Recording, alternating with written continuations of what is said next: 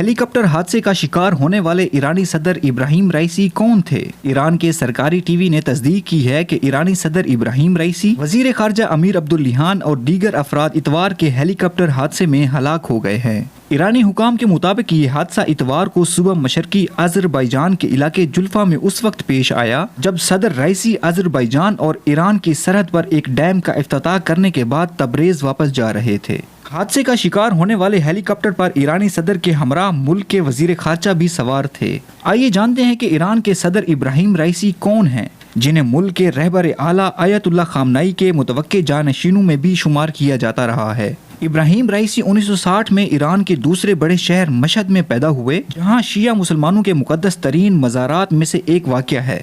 ان کے والد ایک عالم تھے اور ان کی وفات اس وقت ہوئی جب ابراہیم فقط 5 برس کے تھے۔ شیعہ روایات کے مطابق ان کا سیاہ امامہ ان کے پیغمبر اسلام کی آل ہونے کی نشاندہی کرتا ہے۔ انہوں نے اپنے والد کے نقش قدم پر چلتے ہوئے 15 سال کی عمر میں مقدس شہر قم میں ایک مدرسے میں حصول تعلیم کی غرض سے جانا شروع کیا۔ ایک طالب علم کے طور پر انہوں نے مغربی حمایت یافتہ شاہ ایران کے خلاف مظاہروں میں حصہ لیا۔ شاہ ایران سن 1979 میں آیت اللہ خمینی کی قیادت میں اسلامی انقلاب کے بعد معزول ہو گئے تھے۔ انقلاب کے بعد انہوں نے عدلیہ میں شمولیت اختیار کی اور کئی شہروں میں پراسیکیوٹر کی حیثیت سے خدمات سر انجام دی۔ اس دوران وہ آیت اللہ خامنئی کے زیر تربیت بھی تھے، جو سن 1981 میں ایران کے صدر بنے۔